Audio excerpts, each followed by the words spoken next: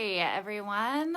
I am so excited to be doing this live interview with my niece, Jill.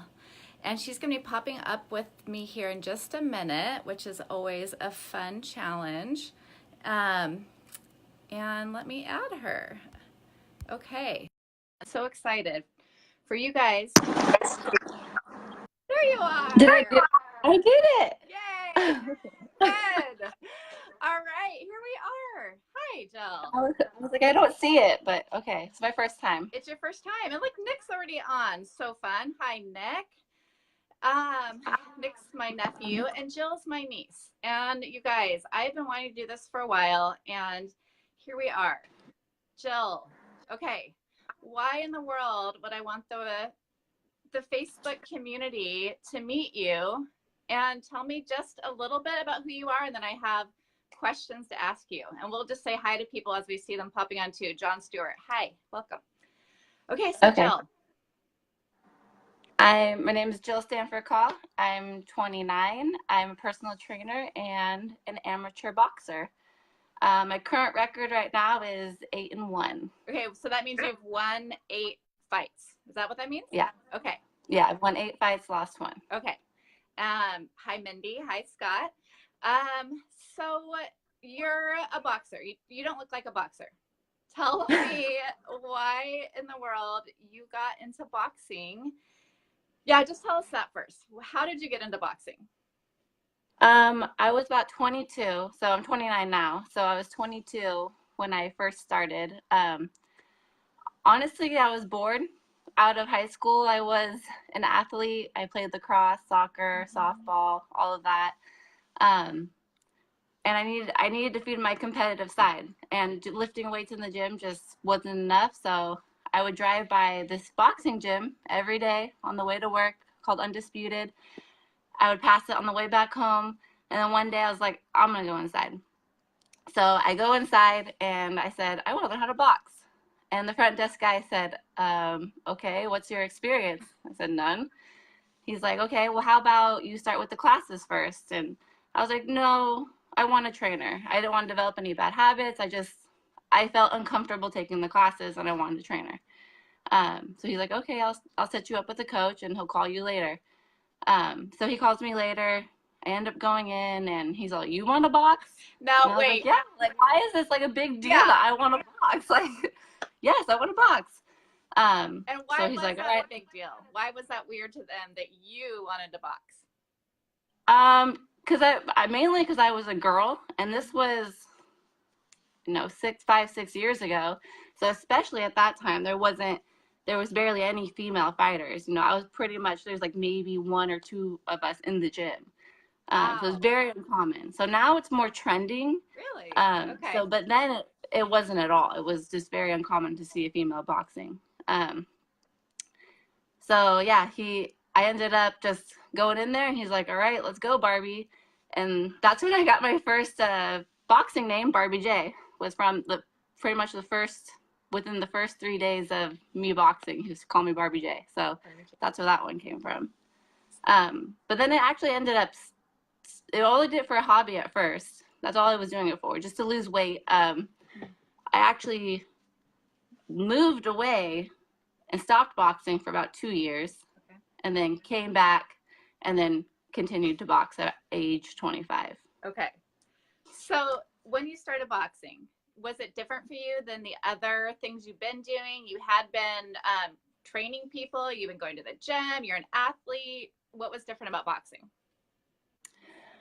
The intensity. It was just, I immediately fell in love with it. It was just like everything I had been looking for. Just like the mental game, the physicality you had to put yourself through to complete a training session. Everything about it, like just besides just lifting weights, just being sedentary, just standing there, that was fun too, but just something about punching something, it felt good. Okay. And tell me about being one of the only girls in the gym, and how was that inspiring or was that intimidating? How did that work in your own heart and head? I think at first, when I first walked in to actually sign up for boxing, I didn't realize that there wasn't a lot of females that did it. So the moment I walked in there, it was just like, whoa, like I was like looking for a girl, and I like maybe saw mom or something. And so at that point, I didn't know what I was getting myself into, and I was like, oh, okay, there's a bunch of guys here. That's cool. But I grew up with 3 brothers, so it wasn't too intimidating to me. It was just like, this is what I'm gonna do, and I'm gonna hang with them. I hung with my brothers. I'm sure I can hang with these guys, and yeah, it all went from there. 3 brothers who you'd like to know how to beat up better. So perfect. Right, exactly. Dinah, Chris, CJ, if you're listening. So, what does it mean that you're a nationally ranked boxer? So I fight under an organization called USA Boxing. They hold 2 national qualifier tournaments a year, one in March, which is coming up, and then one in October. Yeah. So you go to these events, and they rank you off of how well you do at these events. So it gets really complicated after that. Yeah. So I won't go too far into it. So just for an example, this time last year, March, I went to Western qualifiers, and I won the whole tournament, which put me in the ranking of number 4 in the nation. Okay. So there were still 3 girls above me, but I had never fought them before. So they were obviously going to stay above me. Yeah. So yeah, it's just a week-long tournament that we go to. Okay. Usually have about 3 to 4 fights within 5 days, which actually gets very tiring. Yeah. And you feel like you pretty much got hit by a bus every single day. Mm-hmm. Yeah, that's pretty much how you get ranked as a national boxer. Yeah. Yeah. Okay. So I know that the training is intense, and that some of this experience has been really amazing and exciting, and some's been really challenging. So right. Mm-hmm. Maybe start with one of the amazing, you've never felt so empowered moments, and tell us about that. I would probably say the first time I actually did a fight. Really? I would say like the prepping for the fight, it was just surreal. Like, this is actually happening right now. Yeah. When I stepped into the ring, I was just like, oh my gosh, I can't believe I'm actually even doing this right now. Like, this girl across the ring from me, she wants to hit me just as much as I want to hit her, and we're about to battle right now. So that was probably a very eye-opening moment for me. Yeah. And okay, well then let's talk about, I want to ask you about the difference between you're in the ring and you want to fight someone, and then as soon as you're out of the ring, you want to hug them. Yeah, it's weird. Yeah. It's like, I'm different in the sense that when I go to weigh-ins, because you have to weigh in before you fight, I've actually become friends with my opponent. Mm-hmm. And it's not like necessarily I'm trying to trick them or anything. It's just kind of like, you're messing with them. Like, hey, we're about to beat each other up. Like, that's cool, right? So when we get into the ring, though, obviously all that shuts off once you hear the bell ring, because then it becomes, this is what we're here to do. Okay. This is our sport. This is just what we have to do. Yeah. Okay. So after we're done, hitting each other in the face and, trying to knock each other out, once that's over, at the end, it becomes more of like a respect thing. Like, mm-hmm. You got in here in the ring with me. Thank you for giving me someone to fight, especially in the female world, mm-hmm. because there isn't a lot of us out there. So it is extremely hard to find fights. Extremely hard. I can't tell you, like, you can go to fights, weigh in, no, your opponent won't show up. They'll cancel the day before, they'll cancel the day of. That's just how it is in our world. Where guys, they can be like, oh, okay, well, he can't come, but we have so-and-so that can fill in his spot. Or we have this person. They can just kind of pick and choose like that. Okay. But if you've been preparing for a fight for 3 months and you think you're going to fight, and then you show up and they just don't show up, and that's where it gets tough. Yeah. I'm like, what was your question? Oh, no, you're answering. Yeah, so just that, to me, it's such an interesting contrast of, in the ring, you're trying to beat this person up, but that's the intention is completely athletic and it's a sport. And as soon as you're out of the ring, you give them a hug, and it's one of your best friends now. Yeah. So after the bell rings, then I always end up giving them a hug. Win or lose, I always talk to them afterwards. You know, I've seen girls, crying or whatever, and it's like, I feel bad. Like, not saying like, oh, I, made them cry, but I don't want you to cry, Yeah. So, I'll go talk to them afterwards, vice versa. When I lost my first fight, I went over and talked to the girl that beat me. Did you? Good. Mm-hmm. Okay, so now let's talk about that. It doesn't have to be that fight, but I know there's been some really empowering moments, and there's been some really challenging moments that you've had to do a lot of not just physical work around, but emotional and spiritual. And I would love to hear about that. So for me, these fights are 90% mental for me, 90% for sure. Once the hard work is done, it's done. Like you've put in your hours, you put in the training. But once it starts getting closer, then it starts messing with your head. So going into these fights, I have to mentally prepare myself. I have to talk to myself. I have to pray. I have to write in my journal. It becomes very, very intense in my head. Just emotions everywhere. Like, am I going to lose? What's going to happen? This, that, what, I just don't know. So there's been a few times where I've definitely mentally broken down. Like, I started crying with my coaches, and they're just like, they don't know what to do. I mean, I'm one of their only female fighters. Right. They're like, we don't know how to deal with this. So can you just please stop crying? No, they're not like that at all. But there's one specific, I came to the word specific tournament that I went to in Oxnard. And that was my first tournament. It was only going to be my third fight, and I was going to a tournament just because that's how hard it was to find girls to fight. So let's just go to a tournament then. Yeah. So I went to this tournament, and I fight at a weight class that's 152 pounds. Okay. And the only other person there was no one in my weight class. There was one person that was 165 pounds. So I was exactly 152. So they're like, okay, well, if you want to fight in the higher weight class, you have to weigh over 152. So I was like, okay, well, should I do it? Like, that means that this girl's going to be 15 pounds heavier than me. Like, should I do that? And so my coach was like, let's just do it. Like, we're already up here, so let's just do it. Sorry. It's okay. My cats. So I ended up moving up to the next weight class, and like you eat a bunch of burritos so you gain a pound. Like what? I did. How did you know? Are you serious? I went to El Pollo Loco. Okay, El Pollo Loco, right? Oh, sorry, me and my husband joke about it. We call it El Pollo sometimes. Anyways, so we went to El Pollo Loco and actually was eating burritos, and I didn't fight till the last day, so I had 5 days to gain weight.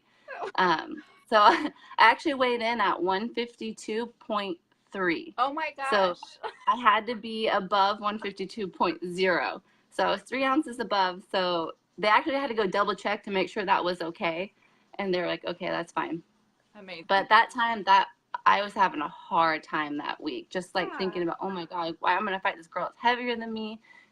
I know she has 6 fights. She has belts. She's from a very prestige boxing gym called Wildcard Boxing. Like, what did I just get myself into? Yeah. So, I remember everything that could happen was happening to me that week. Like, I was breaking down. I was praying. I was just like, please help me, like, give me strength. Then I was like, okay, well, I'm going to go out for a run.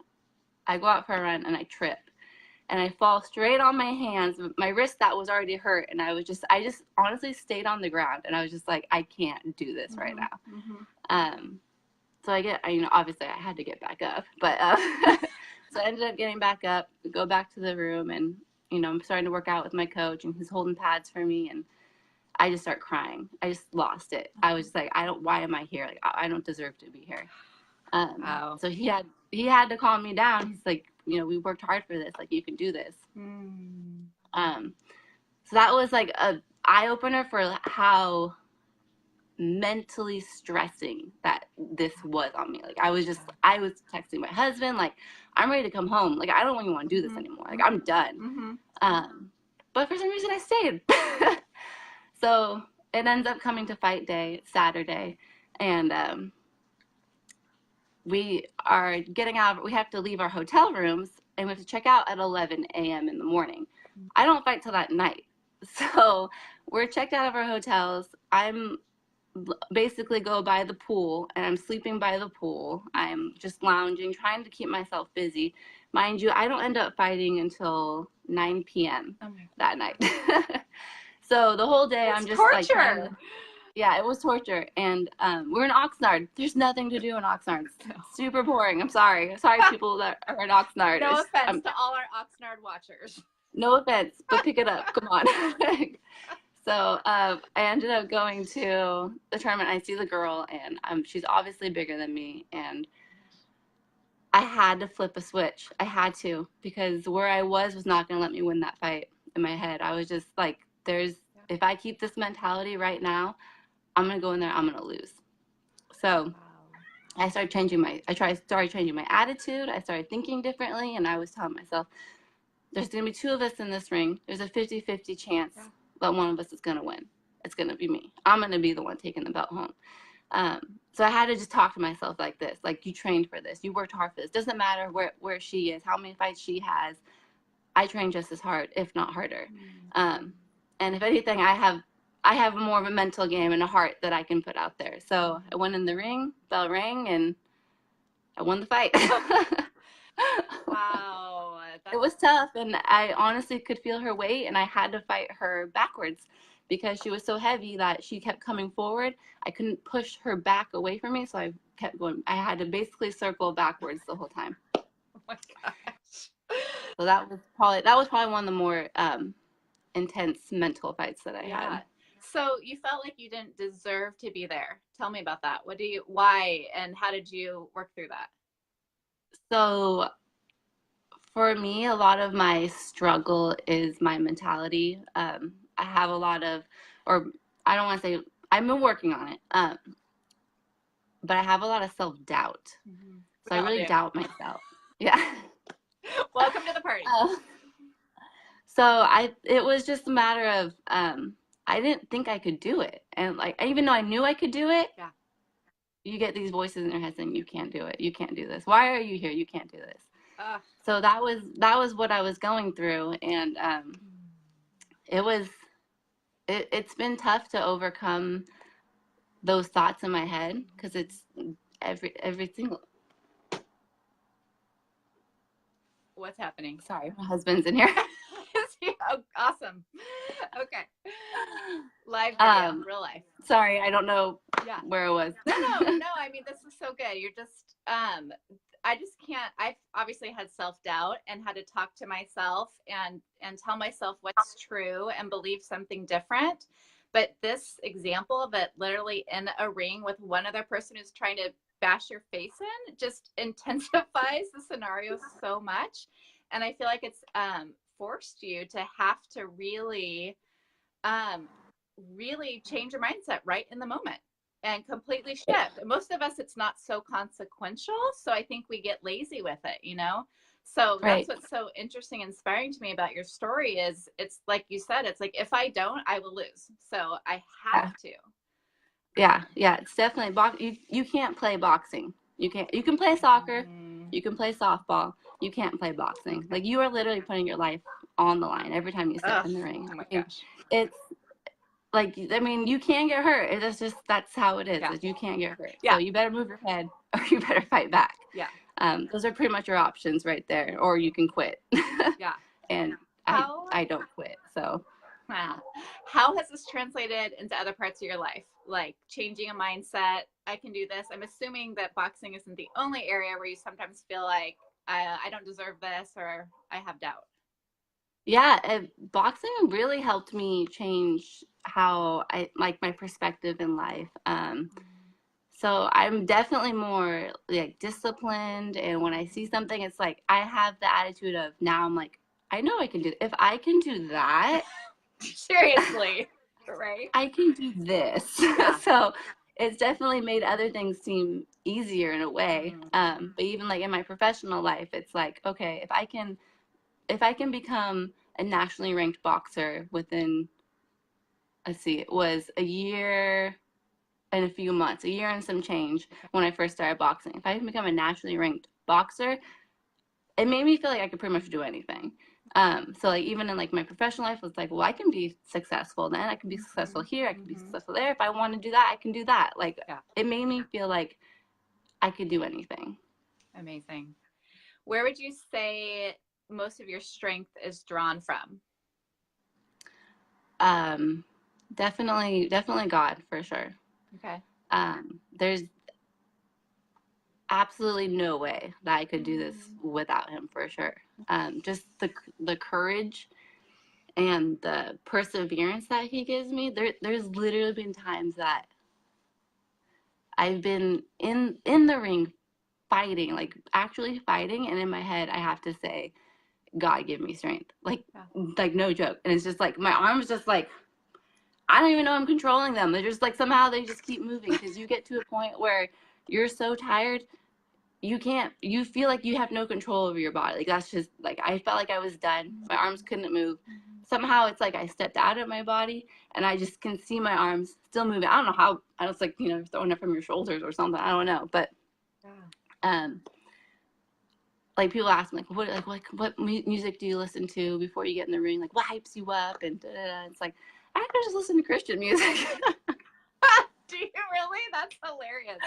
Yeah. Wow. Because it's so, like I said, such a mental game for me. That's like, that's where I need to be. And like my coaches and everything, like we're all Christians. So before we step into the ring, like we all huddle and my coach will pray. So we'll pray before we step in the ring. And to me, it's like, I feel like this is what I'm supposed to be doing. Like this is my path. This is my purpose. So it makes that aspect of boxing easier, because there has been so many times that I've wanted to stop. And it's funny because it's always when you have a fight coming up. Like even like it was like 2 days ago, I was like, why am I doing this? I'm done. I don't want to do it. I have a tournament in 2 weeks. I don't want to do this anymore. Yeah. But when you don't have a fight, you're just training, you're feeling good. Like that's like, oh yeah, it doesn't matter. But when those fights start coming up, then it becomes more of like, wait, I don't want to do this anymore. I'm done. I'm going to, like, there's literally just been like, why am I doing this to myself? Like, but there's always something that just kind of like pulls me through. And it's like, okay, well, you need to do this. You're going to do it. Okay. So get it together. And you feel like that's like a voice of God or spirit saying that? Like, what do you mean? Like, because I get that, getting to the spot where you're like, I can't do this anymore. And it's always because, like you're saying, when the pressure is right there, right? I mean, this relates to so many other parts of life too. Yeah. Oh yeah. I'll start praying about it. If this is what you want me to do, I'll do it. But if not, I'm okay with that. Like I'll start saying stuff like that. Like, if you want to give me a way out, if you want to give me a way out, I'll take it. But then I always know I would also regret if I did that. But the reason why I say that it's God is because He puts this desire in my heart this passion in my heart that's like, you've come this far, don't stop now. We're gonna use this for something. It's gonna be hard, but we're gonna use it. Wow. So it sounds like this has enhanced your relationship with God. 100%. Yeah. Wow. I think that was why He brought me into boxing, because He knew that this was going to do this to me. Because I just was going through these storms and these trials that were just like, He knew that I'm very strong-willed. I'm very independent. So I think that He knew that He had to put me in something that made me need Him. Making me cry. Okay. Oh my gosh, this is so good. So good. And I have like 500 other questions I want to ask, but I don't want this to go too long. Tell us, I want to for sure get out there, what's your next fight is coming up. Tell us about it and tell us how we can support you. And then I have a couple other last minute questions. Okay, so my next fight is the Western qualifiers. It's the same one that I won last year, so it's March 23rd. So not today, but next Saturday. I Oh my leave gosh, for a week. yeah, a week. I leave for Reno, Nevada. So I'll be out there for 7 days. The goal is to win. Yeah. So if you win that fight, or if you make it to the final two people, then you qualify for the Olympic trials in December. Okay. Which that's what I did last year. I qualified for the national championships in December. Unfortunately, that was where I lost. So this year I have to start over and do it all over again. So go to Western qualifiers, win, and then go to December national championships to get on the Olympic team, win, and then after that they decide who goes to the Olympics in 2020. Okay. Okay, so that's in a week. Holy moly. So you have a GoFundMe page.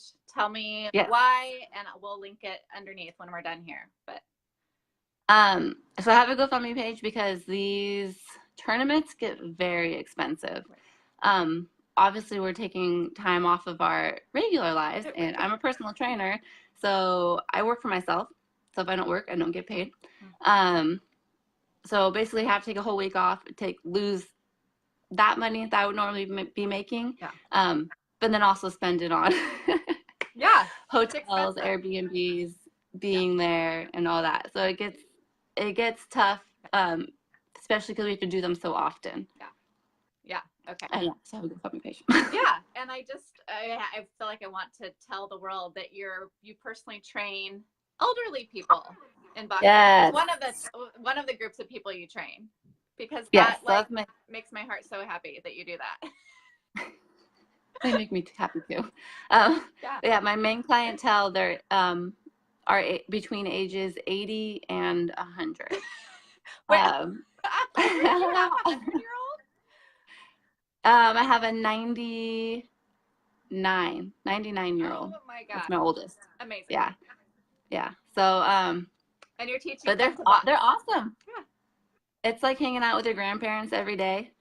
Sometimes they don't even care if you work them out. They just want to hang out with you and talk. But obviously, I make them work out. So good. But yeah, I do boxing with them because it's supposed to help with people with neurological diseases such as Parkinson's. So Parkinson's is a disease that the neuron dopamine, which is a motor movement, it's for your motor movement, is diminished. So they're not releasing as much dopamine as they should be releasing. Yeah.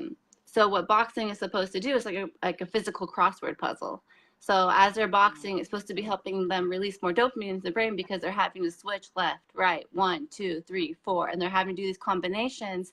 And they're supposed to, with me being their coach or whoever I've taught to hold pads or whatever it is, but they have to follow commands that make them think very hard. So we'll do certain things like I'll say slip, slip, and then after a slip, slip is always going to be a hook, straight hook. You get to the point where you don't tell them that. You just say slip, slip, and they're supposed to remember hook, straight hook. But then you start changing it up on them. So it's supposed to help them. Helps the brain. Helps the brain, yeah, wow. Kind of trigger and release more dopamine. And I have seen changes, so it does work. Really? For sure. Yeah. That's amazing. Yeah, and if you guys want to see the cutest videos, Jill posts them all the time, mostly on Instagram, right? Yeah, mostly on Instagram. And what's your Instagram name if people want to find you there? At JillyBeanFit. At JillyBeanFit. Okay. Yeah. On Instagram. Yeah. And they are so, so cute. I can't even imagine. I mean, these people are so lucky to have you. So wonderful. Okay. So kitty. I have so many other questions I want to ask, so maybe we should do another one later because I wanted to talk a little bit about even just your going from being a chubby little girl to being a very fit, not chubby, capable adult. I was interested in talking a little bit more about females as boxers and the future of that. So for the sake of time, for this not to be too long, maybe we'll say if people are interested, and or maybe even after you win your next fight, we can get back on here and do a little bit more. Yeah, I'd be down for that. Yeah. Okay. Cool. Okay, so anything that you would want to, oh, I know, just end with, if there was a, I don't know, 12-year-old girl out there watching this who had some aspiration to go into this, what would you say to her? I would say do it. Get started. Do it. Yeah. But yeah, don't have no fear. Don't be afraid. It doesn't matter where you are, what point you are in your life. Just honestly, just start. That was the main thing for me, was just say, okay, I'm gonna do this. And as for a little girl, I think it definitely helps. Sorry. But it gives you so much confidence, especially in a sport like this. Any sport, would give you confidence, but being a sport like this and hang in there, I definitely think that it shows us females that we are capable of more than we think, for sure. And would you want to tell their mom, like, it's okay, she's not going to want to punch people in the street now? Like, she can still, because I know you're such a wonderful, loving, kind person, and then you're in the ring, hitting people's faces. Right. Yeah. And actually, it's funny because people that actually join boxing, like the kids and stuff that come into boxing, we have a kids program too as well.